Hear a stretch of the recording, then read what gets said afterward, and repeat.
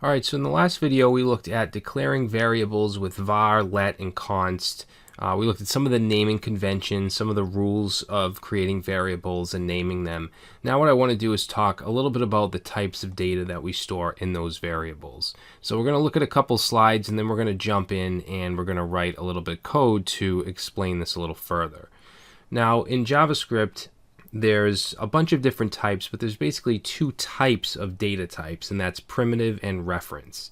All right, so I don't want to go too deep into this, but I do want you to have kind of a basic understanding of it. With primitive data types, the data is stored directly in the location that the variable accesses. It's stored on the stack. When you access primitive data, you access it by its actual value. All right, now reference types are objects that are accessed by reference. So the data isn't actually stored in the variable. It's stored on what's called the heap, which has to do with dynamically allocated memory. And like I said, I don't want to get too deep into this because it can get really advanced, and I want you to get the gist of it, but I want to still focus on writing JavaScript, not all of the inner workings. But it is quite interesting and maybe something that you want to look into after taking this course and after you have a really good grasp on the language itself. So in JavaScript, there's 6 primitive data types. Okay, first we have strings, which are sequences of characters. They can be letters, numbers, symbols, whatever. We have the number type, which is just that, a number. Now it's important to know that integers, decimals, floats, these are all considered numbers in JavaScript, okay? Unlike some other languages where there's, decimal types, there's floats, and they're treated as separate types. In JavaScript, these are all considered numbers, okay? Which makes it makes things much easier. So we also have a Boolean type, which is true or false. We have null, which is an intentional empty value. And then we have undefined, which is a variable that has not been assigned a value. Okay, so if you just declare a variable but don't put a value inside of it, it's going to be undefined by default. Okay, all variables are undefined by default. Now, I'll talk more about the differences in null and undefined in a little bit. In addition to these 5, we also have symbols now with ES6. Symbols are a little more complicated than the rest, so I'll get into those later on when we get into, when we really get into ES6. All right, so reference types. Reference types are not primitive. They're not accessed by the actual value. They're accessed by reference, okay? And they're also considered objects. So arrays, object literals, functions, dates, and anything else you can store is going to be a reference type, okay? We also have object wrappers for strings and numbers, which we'll get into later. So JavaScript is what's known as a dynamically typed language, and this means that the data types are associated with the actual values and not the variables themselves. So the same variable can hold multiple types, meaning it can hold a string and then it can be set to a number with no errors or issues, and it's absolutely fine. Whereas in most languages which are statically typed, like Java, C#, this isn't allowed. In fact, many languages you actually have to define what type of value is going to be in that variable. So you would have to write like, variable something, string, or int, or float, or whatever type would be allowed in that variable. Okay, this is much different than how JavaScript works. Now, there are technologies that can turn JavaScript into a statically typed language. For the most part, TypeScript is the most popular. It's actually a superset of JavaScript, and what that means is that it's everything that JavaScript is plus more. It has extra features, and static typing is one of those added features. Okay, we also have other modules and add-ons like Flow or Flow.js, which can give us typing in JavaScript. But at its core, it's very dynamic in nature. Alright, so what I want to do now is jump into VS Code, and we're going to create some variables that hold different types. We're also going to take a look at the type of operator, which classifies value types.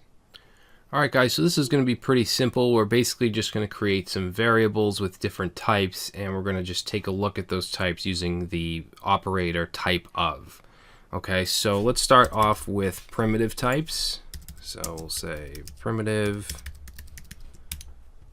Okay, so we have strings. So we'll say, I'm going to use const here. So let's say const name equals, and we'll say John Doe. All right, so what I want to do now is just do a console.log, and we can use this type of operator. So we'll do type of space and then put in the name of the variable. All right, so let's go ahead and save that, and it'll run. And down here in the console, notice that it says string. All right, so it's just telling us that this is a string. Next, we'll create a number. So we'll say age, and obviously numbers do not have quotes around them. Okay, so if we put quotes around it, it'll be a string. In fact, I'll show you that in a second. But let's go ahead and change this to age and save, and we get number. All right, now if I were to put quotes around this and save, we get string. All right, another primitive type is Boolean. So we'll say const, let's call this one has kids, and we'll set this to true. Okay, Booleans do not have quotes around them. If you put a quote around it, it'll just be a string that says true. All right, so let's change this to has kids and save, and you can see that we get Boolean. All right, so the next is null. So let's say const, and we'll set a variable called car equal to null.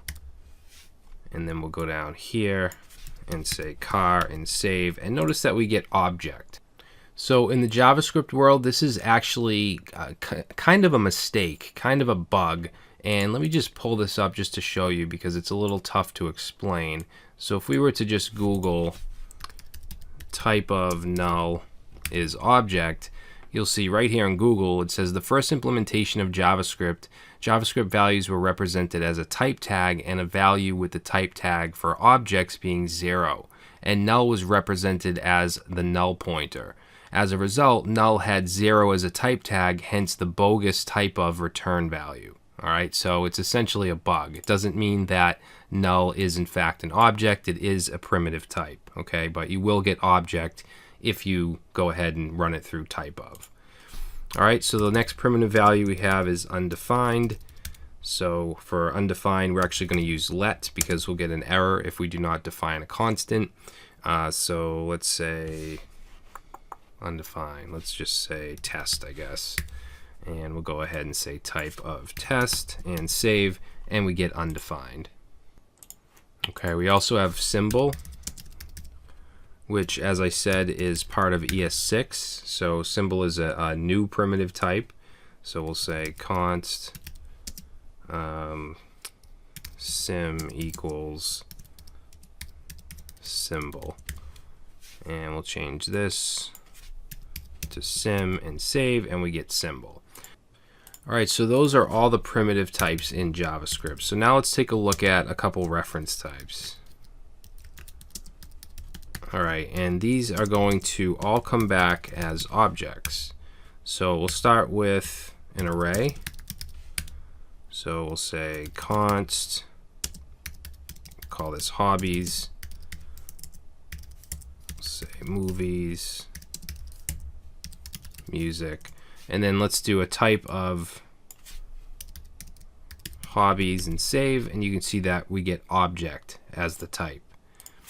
All right, we can also do an object literal. So let's do address. We'll just put city and state. And then we'll change this type of to address.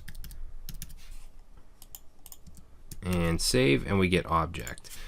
All right, last one I'll do is a date. So let's do const today, and we'll set it to the date constructor. So we need to use the new keyword. And we're going to get into dates and times. So we're going to dedicate a whole lecture to it. But let's just go ahead and do that. Actually, I'll show you what that looks like if we console log it as well. All right, and then we'll just pop that in here as well and save.